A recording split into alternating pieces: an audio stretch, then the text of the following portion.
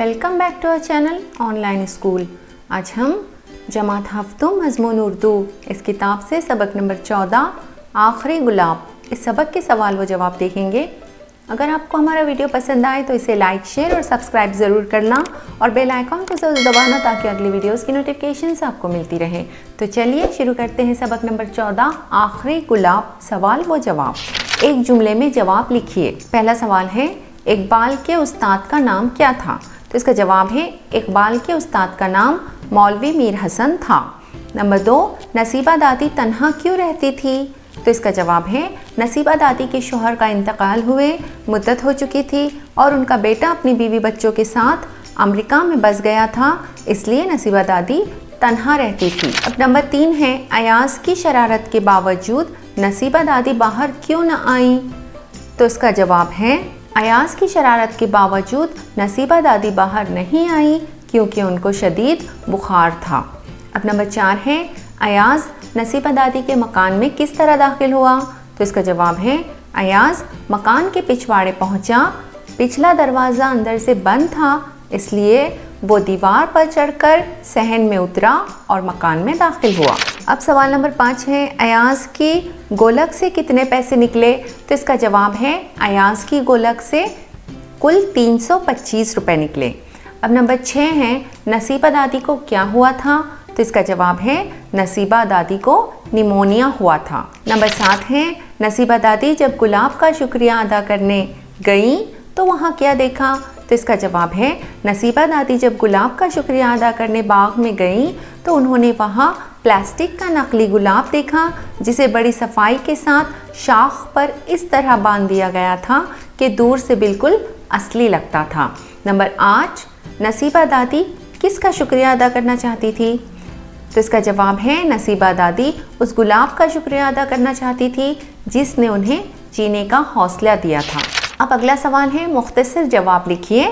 इसका नंबर 1 है, अयाज की शरारतें अपने लफ्ज़ों में बयान कीजिए। तो इसका जवाब इस तरह लिखना होगा, अयाज चेहरे से निहायत ही मासूम नज़र आता था मगर बहुत शरारती बच्चा था।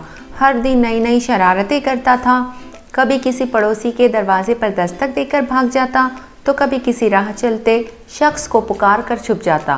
ख़ास तौर पर पड़ोस में रहने वाली नसीबा दादी को वो अक्सर परेशान करता था।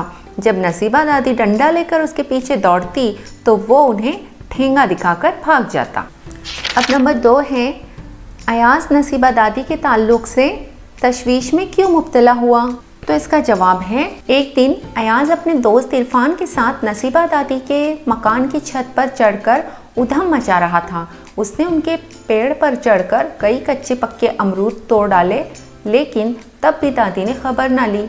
आज दादी की डांट सुनाई दी और न दादी डंडा लेकर आई, इसलिए अयाज नसीबा दादी के ताल्लुक़ से तशवीश में मुब्तला हुआ। अब नंबर 3 है, अयाज जब नसीबा दादी के मकान में दाखिल हुआ तो क्या देखा? तो इसका जवाब लिखना होगा, अयाज जब नसीबा दादी के मकान में दाखिल हुआ तो उसे एक कमरे से किसी के कराहने की आवाज़ आई। वो लपक कर कमरे में गया तो क्या देखता है कि नसीबा दादी पलंग पर कंबल ओढ़े कराहती पड़ी हैं और उन्हें शदीद बुखार है। अब अगला सवाल है, गौर करके बताइए। उसका नंबर 1 है, नसीबा दादी को क्या वहम हो गया था? तो इसका जवाब है, नसीबा दादी को ये वहम हो गया था कि आंगन के गुलाब के पौधों पर खिले हुए सुर्ख गुलाब के फूल इस मौसम के आखिरी गुलाब हैं। ये एक एक करके सब झड़ रहे हैं। जब ये सारे फूल झड़ जाएंगे तो मेरी ज़िंदगी का चिराग भी गुल हो जाएगा। अब नंबर 2 है, दादी के साथ अयाज की भी नज़रें गुलाबों की तरफ क्यों उठ जाती थीं? तो इसका जवाब है, अयाज ने दादी की कई बातों पर गौर किया तो उसे भी ये महसूस हुआ कि वाकई गुलाब के पौधों पर से एक एक करके सारे गुलाब झड़ रहे हैं। उसके दिल में ये डर बैठ गया कि वाकई दादी का वहम दुरुस्त साबित न हो जाए, इसलिए दादी के साथ अयाज की भी नज़रें गुलाबों की तरफ उठ जाती थीं। अब नंबर 3 है, अयाज ने प्लास्टिक का गुलाब क्यों लगाया? तो इसका जवाब है, अयाज ने प्लास्टिक का नकली गुलाब इसलिए लगाया क्योंकि वो दादी के वहम को दूर करके उनके अंदर जीने की उमंग पैदा करना चाहता था। अब अगला सवाल है, बोलचाल। नीचे दिए हुए मुहावरों को जुमलों में इस्तेमाल कीजिए। ज़िंदगी का चिराग गुल होना, लुक़मा देना, दिलजोई करना, दिल भराना, उमंग जागना। तो सबसे पहले लिखेंगे हम ज़िंदगी का चिराग गुल होना, इसका जुमले में इस्तेमाल करेंगे। नसीबा दादी को ये वहम हो गया था कि जब ये सारे फूल झड़ जाएंगे तो मेरी ज़िंदगी का चिराग भी गुल हो जाएगा। अब अगला है लुक़मा देना। तो इसका जुमला देखते हैं। नज़म पढ़ते वक्त एक तालिब इल्म एक मिसरा भूल गया, उस वक्त दूसरे तालिब इल्म ने लुक़मा देकर उस नज़म को मुकम्मल किया। अब अगला है दिलजोई करना। तो इसका जुमला है नसीबा दादी को जल्द सेहतयाब करने की मंशा से अयाज और इरफान उनकी दिलजोई करने में लगे हुए थे। अगला है दिल भराना। तो इसका जुमला है अयाज की अनोखी और प्यारी शरारत देखकर नसीबा दादी का दिल जज्बात से भर आया। अब अगला है उमंग जागना। तो इसका जुमला है मुस्कुराते हुए गुलाब के फूल को देखकर दादी के बुझे हुए दिल में जीने की उमंग जागने लगी। अब अगला सवाल है सबक की मदद से जुमले के सामने कहने वाले का नाम लिखिए। मतलब ये जुमले जिसने कहे हैं उसका नाम हमें उसके सामने लिखना होगा। पहला जुमला है तुम यहाँ ठहरो, मैं अभी मालूम करके आता हूँ।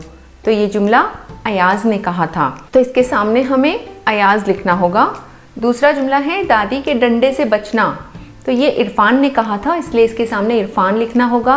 नंबर 3, हाँ बेटा कल से शदीद बुखार है। ये जुमला नसीबा दादी ने कहा था, इसलिए यहाँ नसीबा दादी लिखना होगा। और नंबर 4 है दादी को निमोनिया हो गया है।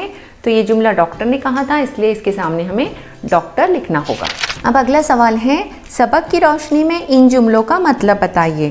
पहला जुमला है यूँ तो अयाज चेहरे से निहायत मासूम नज़र आता था मगर था शरारत का पुतला। अब इसका जवाब इस तरह लिखना होगा अयाज के चेहरे को देखकर लगता था कि ये बच्चा बहुत ही मासूम होगा, लेकिन हकीकत में वो बहुत ही शरारती था। दूसरा जुमला है कोई नहीं जानता कि इस छोटे से फ़िक्रे में अयाज के लिए दादी की कितनी दुआएं पोशीदा थीं। तो इसका जवाब इस तरह लिखना होगा जब दादी ने उस नकली गुलाब को देखा तो उनका दिल जज्बात से भर गया, आँखों में तशक्कुर के आंसू उमड़ आए और होठों पर एक शफीक मुस्कुराहट खेलने लगी। उनकी ज़ुबान से बेसाख्ता निकला शैतान कहीं का, लेकिन उनके इस छोटे से फ़िक्रे में अयाज के लिए बहुत सारी दुआएं पोशीदा थी जो दादी के सिवा कोई नहीं जान सकता। अब अगला है लफ्ज़ों का खेल। यहाँ पर ये जो सवाल है झील में दिए हुए लफ्ज़ों के हुरूफ की तरतीब उलट पलट करके सामने दिए हुए लफ्ज़ों के हम मानी बताइए। यहाँ पर आगे जो अल्फाज लिए हुए हैं जैसे शब है, लाइन है और सलाद के तौर पर इस्तेमाल होने वाली एक जड़, मुकम्मल, पूरा, सिरा, तो इसके हम मानी अल्फाज हमें यहाँ लिखने होंगे। कौंस में जो पहला लफ्ज़ है वो है तार। तो तार को हमको इस तरह से तरतीब देना होगा कि वो शब का हम मानी लफ्ज़ बन जाए, तो वो है रात। नंबर 2, तारीख को हमें इस तरह तरतीब देना होगा कि वो लाइन का हम मानी लफ्ज़ बन जाए, तो इसका जवाब है कतार। नंबर 3, लींबू को इस तरह तरतीब देना होगा कि वो सलाद के तौर पर इस्तेमाल होने वाली एक जड़ बन जाए, उसका जवाब है मूली। और नंबर 4, मातम, इसको हमें इस तरह तरतीब देना होगा कि ये मुकम्मल या पूरा का हम मानी लफ्ज़ बन जाए, तो वो है तमाम। और नंबर 5 है कौन, इसको हमें इस तरह तरतीब देना होगा कि वो सिरा का हम मानी लफ्ज़ बन जाए, तो हमें यहाँ पर लिखना होगा नौक। तो उम्मीद है आप लोगों को इस सबक के तमाम सवालात के जवाब समझ में आ गए होंगे। अगली वीडियो में फिर मिलते हैं। अल्लाह हाफिज़।